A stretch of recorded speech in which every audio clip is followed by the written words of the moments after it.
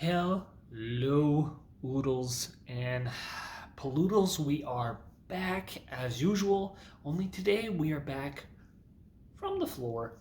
I have been booted out of the Seminole Geek Room for today because the girlfriend is gaming, and I'm not going to stop her from gaming. She just discovered Zoo Planet, some zoo game. I'll never understand these games, folks, but that's just the way the cookie crumbles. And today I wanted to talk about the first book in the Riftwar Saga by Raymond E. Feist, Magician Apprentice. It's actually a pretty cool cover. Now, I read this book and the series many eons ago when I was a young whippersnapper. I believe I first read it when I was in high school, and I read them 2 or 3 times after that, and now it's been quite a long while. It's been at least a decade since I read the series, and so it's faded, definitely, for sure. And I'd forgotten how much I enjoyed this novel, and simultaneously, time and many more novels later, having read other series, I definitely notice a lot of things that are not ideal in this book, at least book one. Obviously, there's many more books in the series. I'm well aware that the series expands upon much of the things I might actually say are problematic in this first book, but because it is book one and it is the introduction into the series, the way certain things are handled are a little bit, in my way of looking at things, problematic. But overall, let's start off. What is this story about? So it is following a young boy named Pug. First complaint, that is a horrible name. I don't know why Raymond decided to call his main character Pug, but he did. And Pug is a boy living at the castle of Credy, which is a duchy within the kingdom. So there are isles and different places as part of this kingdom. There's quite large distances, so it's a pretty big place, and it seems that these are kind of a cobbled together a cobbled together kingdom that has been brought together through war, and now they're in a period of peace. And this young boy Pug, who is an orphan, was raised in this castle, and he doesn't seem to have much skills or subsets. He's relatively young, and he's reaching the age where he's supposed to be going into a craft. And the story is starting off with our young boy just kind of frolicking around and trying to figure things out. And he so happens, to meet the magician of the castle. And magicians are kind of still feared in this world. They're not very common. But the Duke of Credy, Boric, is quite fond of this magician, Colgan. And by happenstance, Pug ends up becoming his apprentice, therefore, Magician Apprentice, the title of the series, the title of the novel. Sorry, I'm having trouble speaking today. And our young boy Pug ends up becoming apprentice to Culkin. He is shown to have aptitude, he's shown to have skill. Now, one of the first complaints I'm going to have about this book is that there are numerous time skips. So we're not actually getting this fluid flow of storyline as our character develops as a person. There are just numerous, again and again and again, time skips happening, sometimes for a couple of months, sometimes for a year, sometimes for 2-3 years. And it kind of fractures the story. Now, it still flows to a degree. We're not like super confused at any point in the story, but we don't get this really nice buildup of seeing Pug develop himself as a person and his skills. It just kind of flashes forward on numerous occasions, and so we're not really seeing Pug really grow properly.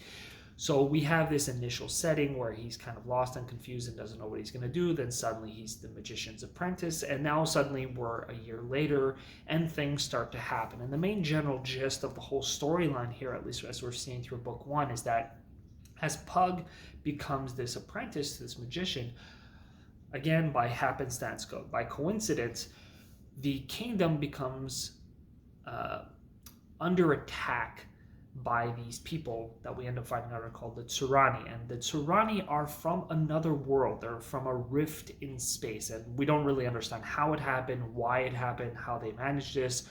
But this kingdom from another place is attacking them. And now that is going to be the central premise of the rest of the story. We just keep getting little time lapses as we flicker forward in time, and we're seeing different points in this story. And we are seeing it from other people's perspective, mainly from Thomas and Arutha. So Arutha is a prince of the kingdom. He is the son of the Duke Boric.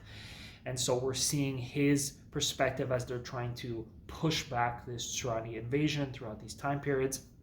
And then we are seeing it from the perspective of Thomas. Now, Thomas is an extremely important character. I recall this from what happens later on in the other books, but specifically at this time period, because what's happening with Thomas is he is a friend of Pug who was taken in to become one of the soldiers.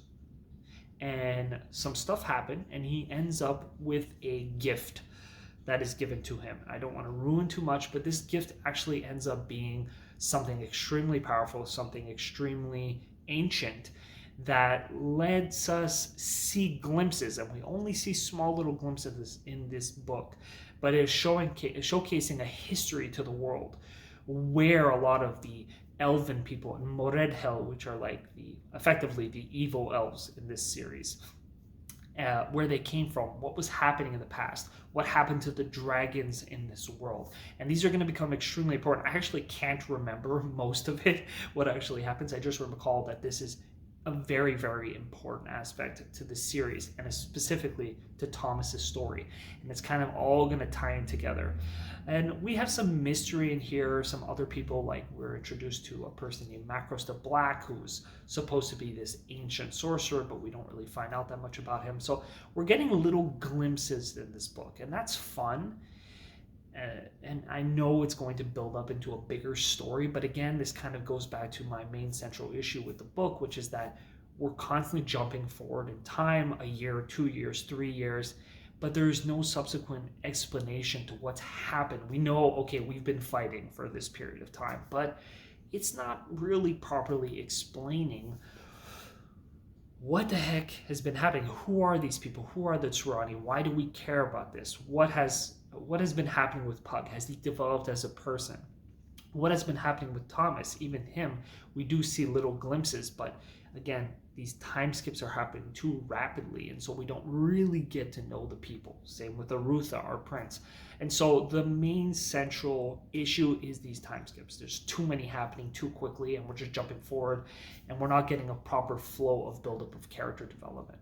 So that is an issue. That being said, I do enjoy this book. The flow overall is very, very nice. The action scenes, when they do happen, are pretty stimulating.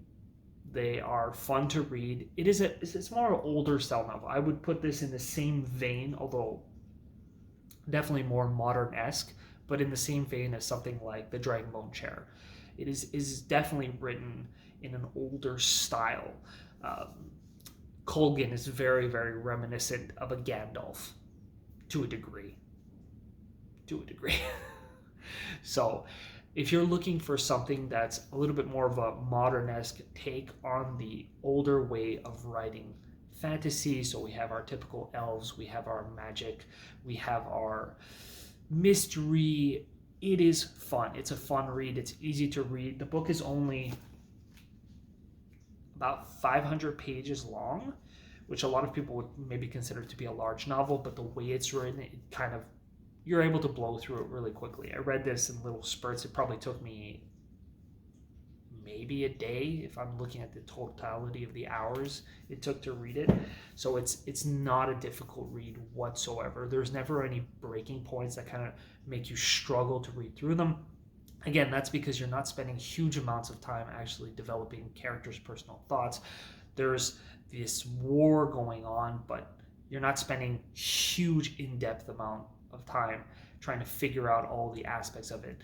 Raymond really just kind of threw us through the story really, really quickly. But I believe there is a purpose to it, because he does, again, I know he fleshes out a lot more of the world through other characters that get more, we'll say, screen time, book time, in other aspects of the books. This is a very long stretching series, so if you are going to get into it, be prepared. I think there's a total of like 20 books or at least somewhere in that range of novels, and where different parts of the world and different people, such as Arutha gets a lot of time in other novels, Pug gets more time in other novels, and so you're really seeing this expansion of the world through different aspects. Right now, this central focus when you're first starting in the series is much more based in Magic and Pug and trying to see the world through his eyes. So I'd recommend it. I'd check it out. Don't expect a huge amount from it when you're first starting off. Just brace yourself for that kind of quickness, that rush through the series. That's really what it feels like. It kind of feels like it was rushed. Everything was just thrown in. There was a lot of information, but it was very shallow. But it's still enjoyable enough that just give it a bit of time and be patient, and you'll be rewarded because the other novels in the series will expand upon it. And yeah, that's my recommendation.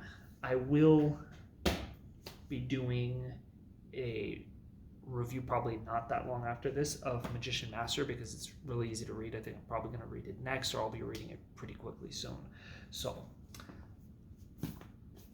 check it out. Still, I really do like this cover. I don't know why. It's very simple, but there's something about the style of just a black background with the red. Although, to be honest, I'm really not sure what's supposed to be happening here. I guess that's supposed to be a rift. And that might be Colgan? I don't know. I don't really know what's happening. I just like it. Anyway, let me know what you think down below. Like, comment, subscribe. Check out the website, geektails.ca. And enjoy your weekend.